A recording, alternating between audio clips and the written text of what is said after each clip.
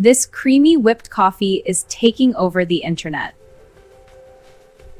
Welcome, let's make Dalgona coffee, but before we start, kindly subscribe so you won't miss any of our videos. Add equal parts coffee, sugar, and hot water. Whisk until it becomes thick and fluffy. Keep whisking until you get soft peaks. Fill a glass with milk and ice. Spoon the whipped coffee on top.